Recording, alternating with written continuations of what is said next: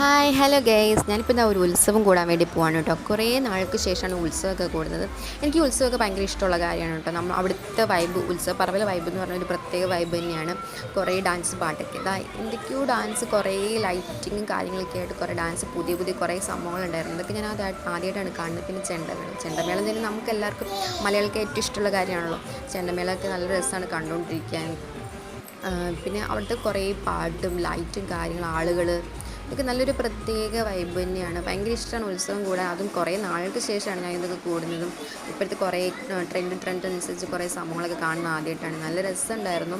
നമ്മളവിടെ അറിയാതെ ഡാൻസ് കളിച്ചു അവിടുത്തെ വൈബ് അനുസരിച്ച്.